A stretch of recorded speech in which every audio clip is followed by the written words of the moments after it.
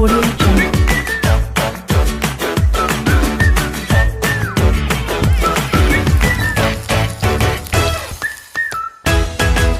Audio Jungle. السلام عليكم ورحمة الله وبركاته. اللهم صل وسلم وبارك على سيدنا محمد وعلى آله وصحبه أجمعين.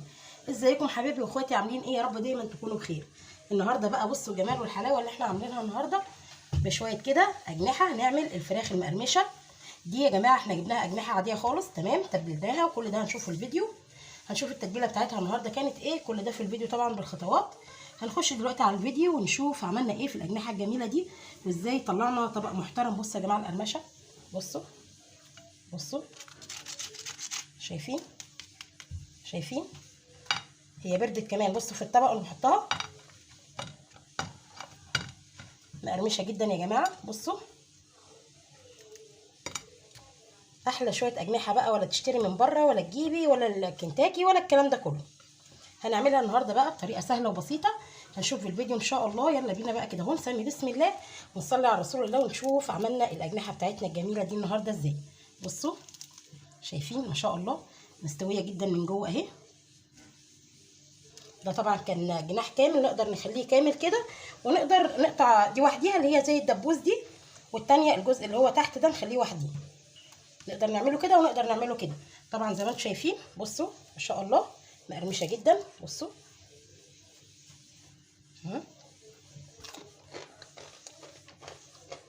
سامعين يا جماعه صوت القرمشه بتاعتها؟ ما شاء الله جميله جدا حتى بعد ما بردت. قدمناها جنب ايه النهارده؟ عملنا جنبها الرز الاصفر ده، تمام، وعملنا كمان البطاطس دي. قدمناها يعني على حسب ما احنا حابين هنقدمها. طبعا حابين نقدم الحاجات دي ماشي، حابين نقدم جنبها سلطه وخلاص عادي. وجنبي هنا طبعا ايه، نحط على كاتشب بقى والحاجات الجميله بتاعتها دي. ويلا على طول بقى كده نخش على الفيديو ونشوف عملنا الاجنحه الجميله بتاعتنا دي ازاي. هنا بقى كده هنبدا ونقول بسم الله. معايا كده كميه من الاجنحه حوالي كيلو 2 كيلو الموجود يعني عندنا في البيت. خدتهم طبعا وغسلتهم كويس جدا، وبعدين نقعتهم في ميه بملح بليمون.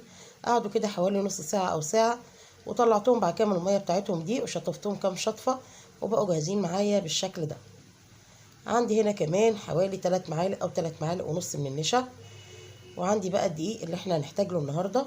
التوابل بقى بتاعتنا اللي هنحتاج لها النهارده: معلقه كبيره كركم، نص معلقه صغيره شطه، حبايه مرقه دجاج كده فرمها بايديا، ومطحون الورق اللوري والحبهان خدت منه كمان نص معلقه صغيره، ونص معلقه صغيره توابل مشكله، معلقه كبيره بصل بودر، معلقه كبيره توم بودر، ومعلقه كبيره كركم زي ما قلنا، وكمان نص معلقه من الفلفل الاسود. ومعايا حوالي كوبايه ونص من اللبن الرايب، وكمان هنا كوبايه ونص من الدقيق، وهنزل عليهم دلوقتي بمعلقتين ونص كبار من النشا بالشكل ده. وهنقلب بقى التوابل بتاعتنا مع بعض كده. هناخد نصها دلوقتي في البوله دي، والنص التاني هنخليه للدقيق اللي احنا هنغلف بيه الاجنحه او الفراخ بتاعتنا. هنزل بنصهم دلوقتي هنا اهو في البوله، وهشيل النص التاني. طبعا احنا هنا كنا المفروض حطينا مع التوابل دي نص معلقه او ربع معلقه صغيره من الجنزبيل.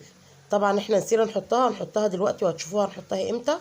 نزلت انا هنا بقى كده بكوبايه من اللبن الرايب، وهنزل كمان بالنص كوبايه تاني اهو، وهعاير بقى كده كوبايه ميه مكان اللبن الرايب. الكوبايه يعني اللي انا عايرت بيها اللبن الرايب نفس هي الكوبايه اللي هعاير بيها الميه بالشكل ده كده زي ما هتشوفوا اهي مكان اللبن كده، ونزلت بيها على طول على الحاجات بتاعتنا اللي في البوله دي. هنقلب بقى تقليبه كويسه كده، وهنحتاج كمان حوالي نص كوبايه او اقل كمان من نص الكوبايه زي ما انتم شايفين، عشان احتاجناه هنا. عايزين القوام معانا يبقى زي قوام الكريب. هنقلبها كويس كده لحد ما يبقى القوام معايا زي ما هتشوفوا كده دلوقتي بالشكل ده، نفس عجينه الكريب كده بالظبط في التقل بتاعها اهو. دلوقتي بقى كده بعد ما قلبناها تقليبه حلوه، هنحط شويه من الملح وهنقلبها كمان. هنا بقى كده بعد ما قلبناها كويس هننزل بالكميه الموجوده معانا من الاجنحه او الفراخ الموجوده عندنا بالشكل ده، وهقلبها بقى في التتبيله بعد كده دي، وهسيبها تقعد عندي. يعني احسن حاجه لو عملناها بالليل مثلا ونصبح تاني يوم نعملها، تبقى حلوه قوي وتشرب من التتبيله كويس جدا. يعني نتبلها قبلها بيوم كده من بالليل لحد بالنهار.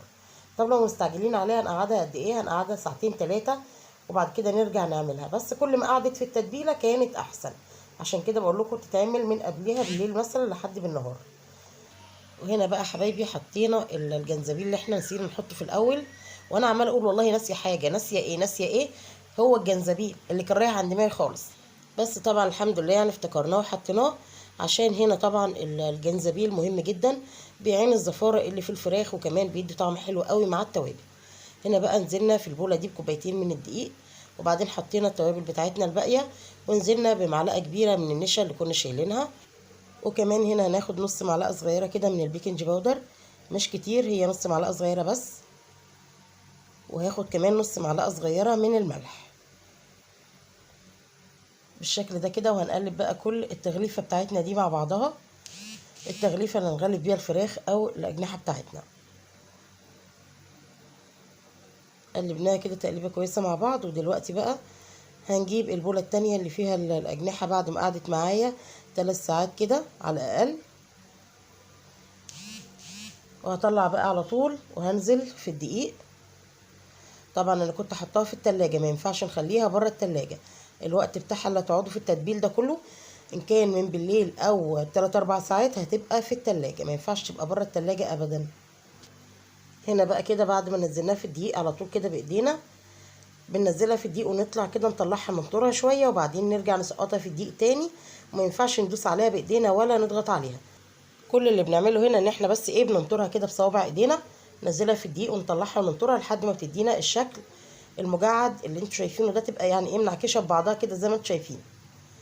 بتبقى عامله معانا زي هقول لكم يعني شبه ايه، بتبقى الشكل بتاعها كده، شفتوا قشور السمك بتبقى زي كده بالظبط، عشان لما نيجي نحمرها بتدينا شكل حلو قوي في التحمير. بصوا انتوا بتبقى عامله ازاي، هوريكم الشكل بتاعها. بصوا بالشكل ده كده، شايفين منعكشه ببعضها ازاي اهي بالشكل ده، هو ده بقى الشكل المطلوب اللي بيبقى حلو معانا بقى كده بعد التحمير. هنا بقى كده جهزنا طاسه وحطينا فيها طبعا زيت غزير وسيبناه سخن كويس جدا، وهنزل بقى بالاجزاء اللي هي شبه الدبوس دي، عارفينها، لان هنا طبعا في ملحوظه لازم نفهمها ونعرفها، ان احنا ما ينفعش ننزل الجزئين مع بعض، بيبقى في الجناح جزء رفيع والجزء اللي هو شبه الدبوس، ما ينفعش ان احنا ننزل بالاتنين مع بعض، ده بياخد سوا غير التاني. فاحنا بننزل بدي الاول، وبعد كده بعد ما بنخلص بتبقى التانية بنقليها وحدها، يعني بنحمر دي وحدها وبنحمر دي وحدها، عشان السوا طبعا بتبقى تاخد سوا مختلف عن التانية. هنا بقى بنرجع اهو نكمل الباقي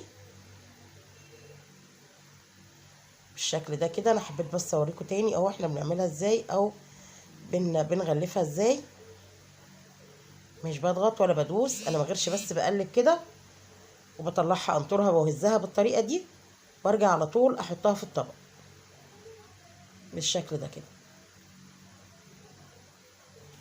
هنا بقى كده خلاص رجعنا ليهم تاني بعد ما اتحمروا معانا. طبعا قلبناها اول ما اتحمرت من جنب، قلبناها على الجنب التاني، وفضلنا نقلب فيها كده لحد ما خدت اللون الذهبي الجميل ده.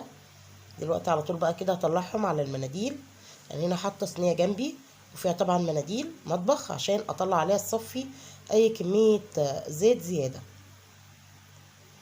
هنطلع كده بالطريقه دي، ده اللون الحلو قوي بقى اللي هو المفروض يعني نطلعها بيه من الطاسه، بتبقى بقى محتفظه بالقرمشه بتاعتها لحد اخر حته، يعني اخر حته باقيه عندنا ما شاء الله، بتبقى جميله جدا والله. بصوا بقى الجمال والحلاوه، شايفين لونها حلو قد ايه. هنزل بقى كده بكميه تانية، هنكمل بقى كل الكميه الموجوده معانا بالشكل ده كده لحد ما نحمرها كلها، ونشوف بقى بعد كده الشكل النهائي ايه للفراخ بتاعتنا او الاجنحه بتاعتنا. طبعا ده الشكل النهائي بعد ما خلصنا، بقت بالشكل ده كده ما شاء الله تحفه. قدمنا جنبها ايه، قدمنا جنبها رز اصفر، وكمان بطاطس محمره، وكمان بقى عندنا كاتشب ماشي، عندنا مايونيز، عندنا الحاجات الجميله دي الاطفال بتحبها جدا. ده الشكل بقى، بص من جوه عامله ازاي مستويه ما شاء الله، واللحمه ابيض بالطريقه دي. مع ان كمان يعني الاجنحه اللي انا كنت جايباها الوصفه النهارده كانت الاجنحه اللي هي المجمده، عشان ما لقيتش اللي هو الطازه يعني، فجبت طبعا اللي هو المجمد ده عادي جدا برضو بيبقى كويس معانا. اهم حاجه ان احنا نمشي بالخطوات عشان يطلع معانا بالشكل ده. عملنا اكله حلوه زي كده في البيت، ما كلفتناش حاجه، وكمان ضامنين نظافتها بايدينا، عاملينها لاولادنا من غير ما نشتريها من بره. والحاجات دي انتوا عارفين طبعا لما بنجيب فراخ اللي هي الكنتاكي من بره او الحاجات اللي زي كده بتبقى غاليه قد ايه. لا احنا نعملها في البيت وباقل التكاليف، وحاجات نضيفه كده احنا عاملينها بايدينا لاولادنا في البيت. اكل مطاعم بقى بس ايه، بايدينا احنا اللي عاملينه. يا رب يكون الوصفه عجبتكم النهارده. ده طبعا الشكل النهائي للاكل بتاعنا النهارده، وكانت مقرمشه جدا زي ما شفنا كده في اول الفيديو. شفنا طبعا الصوت بتاعها مع بعض وشفنا شكلها. ده كده الشكل النهائي. وهنا بقى في اخر الفيديو طبعا كان باقي بقى ايه بعد ما اكلنا وخلصنا شويه اللي هتشوفوهم على الاخر بقى في الطبق كده. حتى يعني حبيت اوريهم لكم بعد ما اكلنا منها وقعدت وبردت كان شكلها عامل ازاي. بصوا ما شاء الله كانت زي ما هي. ما تنسوش بقى اللايك والشير والسبسكرايب للقناه عشان يوصلكم منا كل جديد. حبايب قلبي اشوف وشكم على خير واسيبكم في رعايه الله.